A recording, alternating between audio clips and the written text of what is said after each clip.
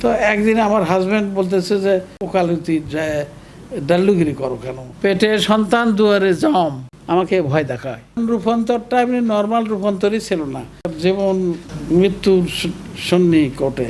সেই রূপান্তরের কারণেই তো আমি প্রতিশ্রুতিবদ্ধ যে মানুষের সেবা করব। আমি তো চাচ্ছিলাম চাকরিটা চলে যাক, যার মধ্যে অধিকাংশই ফকরনি, মানে রাস্তায় ভিক্ষা করতো। তাই আমি মনে করলাম যে আমি তো এরকম একটা খুঁজতেছি। তাই ইউনিসেফ 50,000 টাকা দিলেন। তখন 50,000 টাকা মানে বড় টাকা। যেখানেই নদী দখল হয়েছে আমি তো বলি যে পরিমাপ করে দেখাও কোথায় দখল হয়েছে।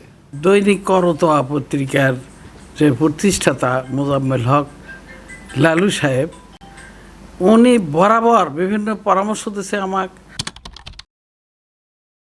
এই ঠেঙ্গামারা গ্রামে আমার জন্ম, ঠেঙ্গামারা গ্রামে আমার বিবাহ হয়েছে, কর্মজীবনও ঠেঙ্গামারা গ্রামেই কাটতেছে এবং আশা রাখি এখানেই কবর হবে। তো এই ঠেঙ্গামারা গ্রামে আমি যখন গোকুল হাই স্কুলে পড়তাম ক্লাস 7-এ, তখন এই 1964 সালে ঠেঙ্গামারা সবুজ সংঘ নামক একটা সংস্থার কাজ করছিল। এটা হলো সমবায়ের রেজিস্ট্রেশন প্রাপ্ত কোর নামক একটি সংগঠন, কারিতাসের একটা অঙ্গ সংগঠন, কোর দি জুট, তারা সহায়তা করত তাদেরকে। তারা হলো এক ঝাঁক মধ্যবয়স থেকে বৃদ্ধ বয়সের মহিলা, যার মধ্যে অধিকাংশই ফকরনি, মানে রাস্তায় ভিক্ষা করত আর জমিতে মরিচ তুলতো, মরিচ মোটাতো, আলু তুলতো এবং মানুষের বাড়িতে ঝির কাজ করত।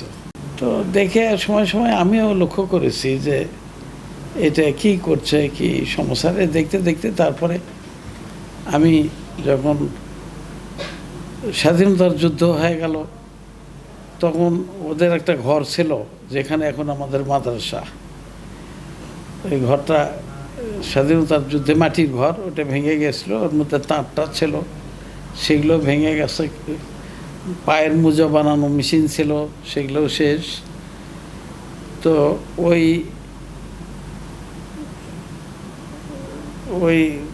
সমিতির কাগজপত্র ছিল বেশ কিছু। ওনাদেরকে বললাম কি আছে আপনাদের বলেন। তো 25টা ড্রাম, সেটা কিনে ডাক্তার সাহেবের বাড়িতে, ওই ঘর তো ভেঙে গেছে।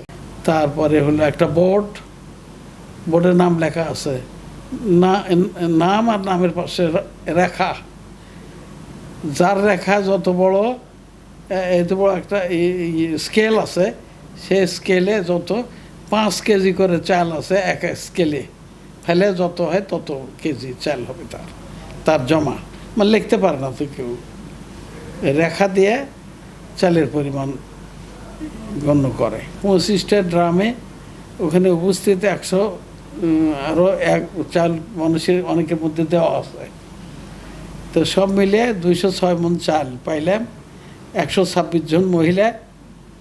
এই হলো তখন হলো 80 সাল, 1980 সাল। ওই 80 সালেই আবার নতুন করে কাগজপত্র ঠিক করে তারপরে নবায়ন করে নিয়ে যাত্রা শুরু। ওই মঙ্গলবারে আমাকে 12 দিন, ওই দিনে একটা মিটিং ডাকা হোক আর সকল ফকরনিগরক বলা হোক যে তোমরা যারা আমাদের সমিতিতে অংশগ্রহণ করবে তারা একবেলা ভিক্ষে করবে না, এখানে আসবে, আর সেই দিন পোলা খাবারও দেওয়া হবে, মানে বুট, চাল, ডাল, তারপরে মুরগির মাংস দিয়ে সুন্দর করে পোলা করা হলো। তো সেখানে প্রায় 400-500 লোকের সমাগম হলো। সেখান থেকে 326 কি 36 জনকে আমরা তাদের আগ্রহ উৎসাহ দেখে তাদেরকে বেছে আমাদের দলটা বড় করলাম। তো বড় করে আর 14টা ভাগ করলাম, যে এত বড় তো এক ভাগে থাকলে হবে না। তো ওই 14টা ভাগে তারা যখন চাল সংগ্রহ করে, কারু চাল উন্নত মানের, কারু চাল নিম্নমানের, এই নিয়ে দেখি যে একটু কানাঘোষা, তাদের মধ্যে অসন্তুষ্টি। যে চালগুলো হলো অসাম্য। তা তখন তো বললে চাল না দিয়ে আমরা 2 টাকা করে দেব। তা তখন থেকে 2 টাকার ছোট্ট একটা রসিদ, সে রসিদ দিয়ে 2 টাকা করে চাল দেওয়া হয়। মহিলা বিষয়ক অধিদপ্তর, তখন গোল আফরোজ মাহবুব হলো মুজাফর ডাক্তারের মেয়ে, উনি মহিলা বিষয়ক অধিদপ্তরের হলো ডিজি। তো ওনার সহযোগিতায় ইউনিসেফ 50,000 টাকা দিলেন। তখন 50,000 টাকা মানে বড় টাকা, 82 কি 83 সালের দিকে। তারপরে ইউনিসেফের সহযোগিতায় ওই আপনার হলো VS centre, village sanitation centre, slab, latrine এগুলো তৈরি করে, যে রিং ল্যাট্রিন এগুলো তৈরি করে বিক্রি করা হয়। তো তার যন্ত্রপাতি দিল, ওই ফ্রেমগুলো দিল, তার জন্য একটা ওয়ার্কিং ক্যাপিটাল দিল। ওয়ার্কিং ক্যাপিটালটা সিমেন্ট কেনার, বালি কেনার, তো বালি তো আমরা কিনতাম না, নদী থেকে সংগ্রহ করতাম। খোয়া কিনতাম না, খালি সিমেন্ট কিনতাম। সড়কের যে খোয়া ছিল, এগুলো খোয়া গাড়ি যাতে উষ্টে যাতেও এগুলোই সংগ্রহ করতাম, ভাষা খোয়াগুলো। এতে প্রচুর খোয়া আমাদের মহিলারাই সংগ্রহ করে একত্রিত করতো, তাকিদে বানানো হতো। এই স্ল্যাব ল্যাট্রিন এই প্রকল্প থেকে প্রায় 27 লক্ষ টাকা আমাদের পুঁজি হয়েছিল। আমি যখন মাস্টার ডিগ্রি পাশ করে আসলাম, সেটা স্বাধীনতার পরে, তারপরে রমেন আফাজ খালাম্মার সঙ্গে বিভিন্ন কাজ করতেছিলাম। তারপরে বেসরকারি কলেজে অধ্যাপনা করলাম, মনসুর আলী, নন্দীগ্রাম মনসুর আলী কলেজে। আর দেখতেছিলাম যে ভালো চাকরি কোথায় পাই। তাই করতে করতে শহীদ জিয়াউর রহমান, তৎকালীন রাষ্ট্রপতি, উনি বগুড়া সার্কিট হাউসে আসলেন। তো রমেন আফাজ খালাম্মা আমাকে বললে যে তুমি আসো, জিয়াউর রহমান আসবে। উনি আসলেন, বগুড়া সার্কিট হাউসে রমেন আফাজ খালাম্মা আমাকে ওনার সামনে নিয়ে যা বললো যে সে তার মেধাবী ছাত্রী, তার লাইফের এইরকম একটা ট্র্যাজেডিও আছে, আর সে খুব ভালো, তাকে একটা সরকারি চাকরির ব্যবস্থা করে দেন। তাই আমার আবেদনটা তার সামনে ধরলো, উনি ঘাস করে লিখে দিল।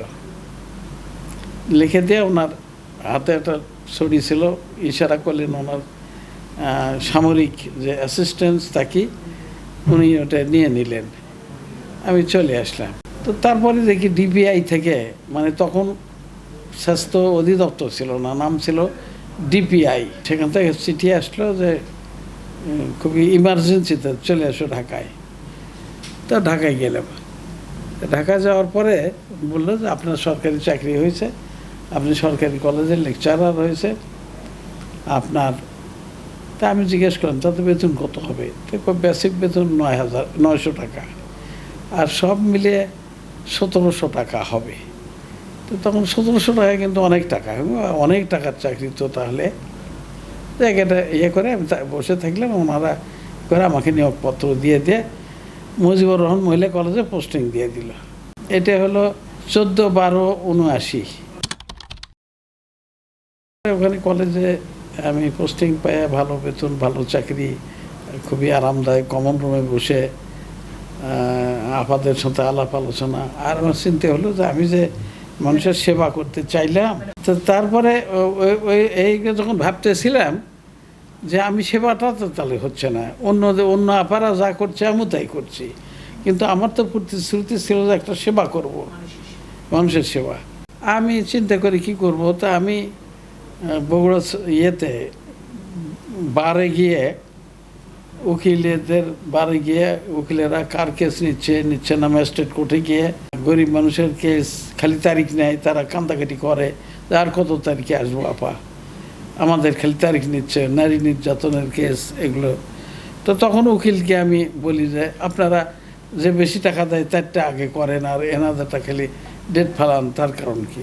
তো একদিন আমার হাজব্যান্ড বলতেছে যে তুমি আর ক্লাস করার যাওয়ার দরকার নেই, তুমি তো উকিল বারে যাও। মানুষ বলতেছে যে তোমার লেকচারার এত ভালো চাকরি, সেলফ ড্রয়িং অফিসার, একটা ভালো চাকরি পেলে গভর্নমেন্ট কলেজের, তারপরে আবার ওকালতি যায় ডাল্লুগিরি করো কেন, আমাকে তাই বলতেছে।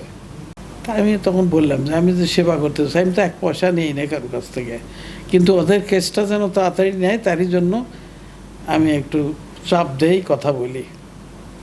তো কেন ওগুলো করা লিখবে না, বদনাম হয় আমাদের। তো তারপরে কি করি, ডাক্তারখানাতে যাই, যে ডাক্তারের যে প্রেসক্রিপশন পড়ে দেই, যে ডাক্তার কী লিখলো ভালো করে বুঝে দেয়, যে ওষুধ যেন ভুল করে খায় না বাবা।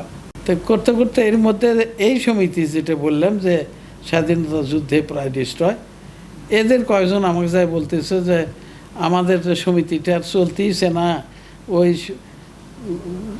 যুদ্ধের বছর থেকে এরকম হয়ে আছে, তা এটা একটু চালু করলে হয় না।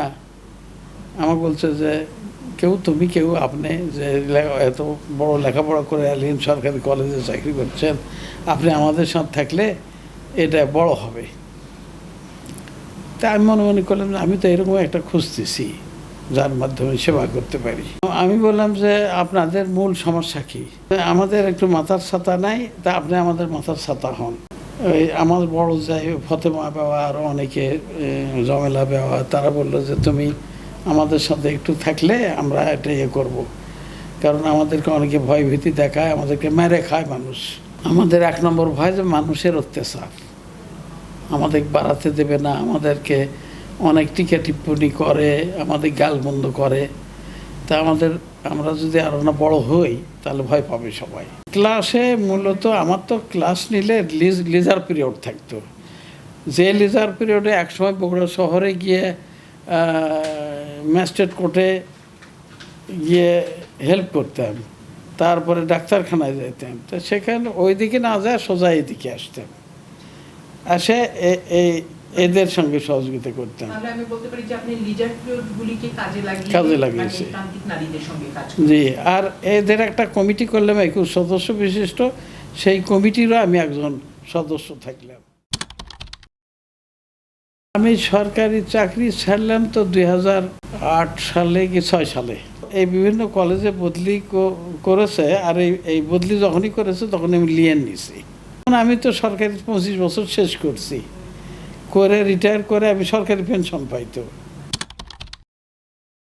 সেই রূপান্তরের কারণেই তো আমি প্রতিশ্রুতিবদ্ধ যে মানুষের সেবা করব। কারণ রূপান্তরটা আমি নর্মাল রূপান্তরই ছিল না। ডাক্তারদের অভিমত ছিল যে এটা দারুণ একটা গুরুতর বেমার, এবং এটা তার জীবন মৃত্যুর সন্নিকটে। এটা হলো একটা ম্যালিগন্যান্ট ইন্টাস্টাইনাল টিউমার, সুতরাং সে বাঁচবে না।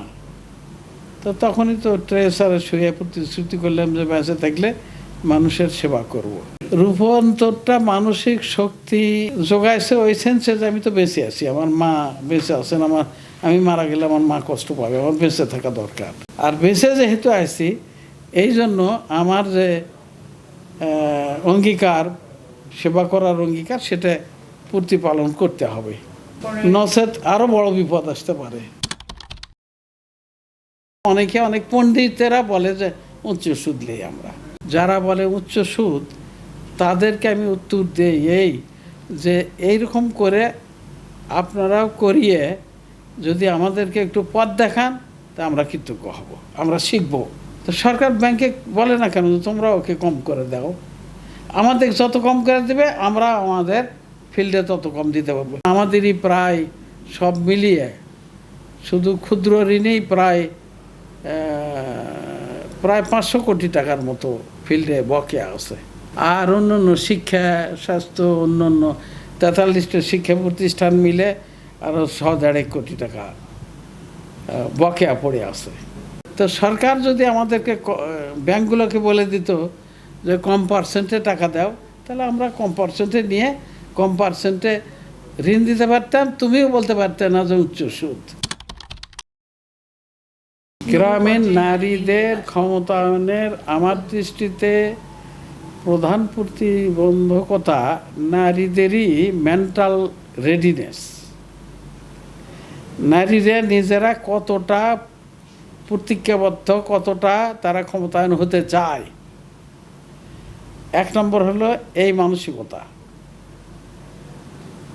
2 নম্বর হলো ওই সমাজ, যে সমাজে সে এইটা হইতে চাইবে ওই সমাজটা তার কতটা সহায়ক। 3 নম্বর হলো তার পরিবারটা কতটা সহায়ক। এখান থেকে সাপোর্ট কতটা নিজে পাচ্ছি। অভিযোগগুলো অফিসিয়ালি কোনোই সত্য না, কোনো সত্যতা নাই, জিরো সত্যতা।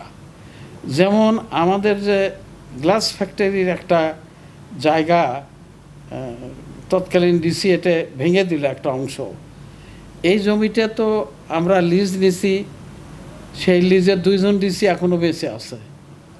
লিজ এবং অবকাঠামো নির্মাণ করার অনুমতি তো সে এখনও বেঁচে আছে, কিন্তু আমার সাথে আমি মনে করব এটা আমার নয়, গরিবের সাথে বিদ্বেষ করে এটা ভাঙা হয়েছে। আর এই বিষয়টা আমি যে লিজ নিছি, লিজ বাতিল করার জন্য ডিসি অফিস থেকে হাইকোর্টে কেস করেছে, তো বাতিলও করেনি বা লিজটাকে স্থগিত করেনি, আইনসম্মতভাবে আমি পাই।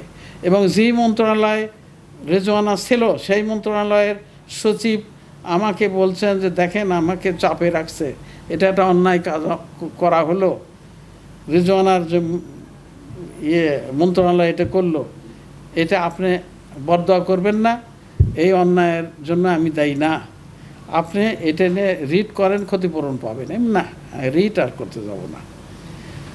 আর যেখানেই নদী দখল হয়েছে আমি তো বলি যে পরিমাপ করে দেখাও কোথায় দখল হয়েছে। আর যেটা লিজ নিয়ে যেটা আন্ডার জুরিডিকশনে আছে, সাবজুডিস, যেটা সাবজুডিস ম্যাটারটা অ্যাকর্ডিং টু রায় আমাদের পক্ষে আছে, কিন্তু রাজার হাল সরকে বয়, তৎকালীন রাজার যা করা দরকার তাই করছে। আমাদের সিদ্ধান্ত আছে যে যার পকেটে পয়সা আছে তার কাছ থেকে আমরা যেন বাজার মূল্যে পয়সা নেই, আর যার পকেটে পয়সা নেই তাকে আমরা বিনামূল্যে বা নগণ্য মূল্যে, নামমাত্র মূল্যে দেই। আর এই যে গ্যাপটা কভার করার জন্য যার পকেটে পয়সা আছে তার বাজার মূল্যে নিলাম, মানে ওখানে কিছু প্রফিট আছে, ওই প্রফিটটা এখানে দেই, যেটাকে আমরা ক্রস সাবসিডি বলি। ওইটা করাই হলো আমাদের ইচ্ছে, যে ওইটা করে ক্রস সাবসিডি এটা চালাবো। কিন্তু এখনও ইদানিং কিছু আসতেছে, পয়সাওয়ালা লোকেরা খুবই কম আসে। পয়সাওয়ালা লোকেরা আসে না, তার কারণ তারা তোমার বাবা চিকিৎসা করলো TMSS হাসপাতালে গিয়ে, তাহলে তোমরা তো খুব এলিট ফ্যামিলি লও, টাকা পয়সাওয়ালা মানুষ না, TMS যায় করলো কেন? নাম ডাক হওয়ার জন্য, যে বিদেশে অনেকে যায় চিকিৎসা করার জন্য, এটা কি খালি কি সুফল পাওয়ার জন্য? নাম ডাকের জন্য। তো ফলে এটা একটা মেন্টালিটি, সামাজিক কারণ। আর একটা হলো আস্থাও একটু কম পায়, যে এই TMSS আবার খুব ভালো উচ্চ চিকিৎসা করতে পারবে। একটা কথা আছে না, ঘরকা মুরগি ডাল বরাবর, এই TMSS এত উন্নত চিকিৎসা করতে পারবে, এইটা অনেকের ভাবতেও সন্দেহ হয়। স্পেশালাইজড ট্রিটমেন্ট দিচ্ছি, কিন্তু যে সমস্ত রোগীর এখানে আসা উচিত এখনও সেই কোয়ালিটি, মানে বিত্তবান রোগীরা কম আসে। আর বিত্তবান রোগী কম আসার জন্য আমরা আমাদের ইকোনমিক টার্গেট ফিল আপ করতে পারি না, যার ফলে এখান থেকে যে হারে চ্যারিটিতে সহায়তা করা দরকার, চ্যারিটিতে সহায়তা করতে ওই পরিমাণ পারছি না। আমাদের অপারেশনাল পলিসি আছে, TMSS অপারেশনাল পলিসি। সেই পলিসি মোতাবেক আমি হলো এক্সিকিউটিভ ডাইরেক্টর, এর নিচে ডেপুটি এক্সিকিউটিভ ডাইরেক্টর, তার নিচে ডাইরেক্টর, তার নিচে ডেপুটি এক্সিকিউটিভ ডাইরেক্টর নিচে সেক্টর প্রধান, তার নিচে ডাইরেক্টর, তার নিচে জয়েন্ট ডাইরেক্টর, এইভাবে আছে। তো আছে আমার নিচে যারা আছে মোটামুটি এই দায়িত্ব গ্রহণ করার যোগ্যতা সম্পন্ন আছে। এছাড়া আমাদের যে একটা পদ্ধতি আছে সেটা হলো আমরা বলি বেনিয়ান্ট্রি পদ্ধতি। সেটা হলো যে একদম বিকেন্দ্রীকরণ করা আছে। আমাদের হলো সেক্টর, ডোমিন, তারা এই হরাইজন্টালি, বট গাছের যেমন একটা গাছ থেকে আরেকটা গাছের লতা পড়ে মূল গাছটা যদি মরেও যায় ওই লতার পর গাছটা কিন্তু বেঁচে থাকবে। ওই ঠেস লতা যেটা মাটিতে ঢুকে গেল ওখান থেকে গাছ পয়দা হবে। নতুন কাজের মধ্যে আমাদের হলো যেমন এই যে কিছু যেগুলো কাজ আমরা করছি এগুলো তো স্ট্যান্ডার্ডাইজ এখনো হয় নাই, এগুলো কিন্তু সবগুলো বেলো স্ট্যান্ডার্ডে চলছে। এগুলো কি স্কেল আপ করতে হবে এবং ইন্টারন্যাশনাল বা ন্যাশনাল স্ট্যান্ডার্ডে আনা। আর নতুন নতুন জেলাতে আমাদের প্রায় 38টা জেলায় জমি জমা আছে, এই জমিগুলোকে কাজে লাগানো। এখন বিশাল জমি অব্যবহৃত বলতে গেলে বা ইনসিগনিফিকেন্টলি ব্যবহার হচ্ছে। 38টা জেলায় প্রায় 3000 একর জমি, এগুলোর সিগনিফিকেন্ট ইউজ করা। আবার আর একটা চিন্তা ভাবনা করছি আমরা কাটিসেল ল্যাবরেটরি।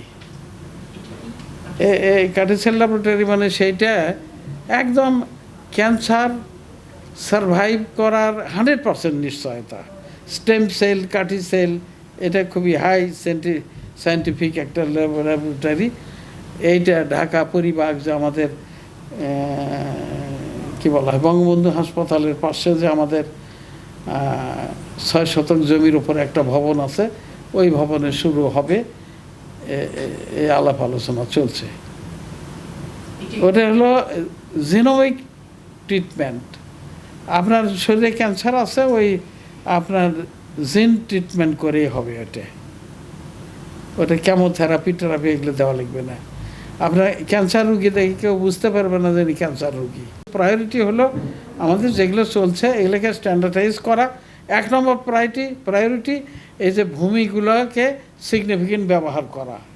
2 নম্বর প্রায়োরিটি হলো যা চলছে শিল্প কারখানা প্রতিষ্ঠান কার্যক্রম এর গুণগত মান উন্নয়ন করা। এতক্ষণ আপনাকে বললেন যে টিএমএসএস-এর যে বিকাশ, এই বিকাশের ক্ষেত্রে পাবলিক সাপোর্টটা ছিল ব্যাপক, জনগণের সাপোর্ট। যারা সমাজকর্ম করে তাদের একটা সহায়ক দৃষ্টি ছিল।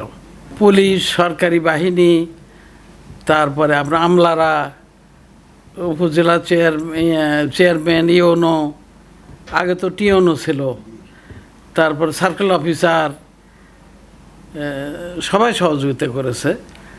আর বিশেষ সহযোগিতা যেটা করেছে গণমাধ্যমের মধ্যে থেকে, গণমাধ্যম এরিনা থেকে দৈনিক করতোয়া পত্রিকার যে প্রতিষ্ঠাতা মোজাম্মেল হক লালু সাহেব, উনি বরাবর বিভিন্ন পরামর্শ দিয়েছে আমাকে।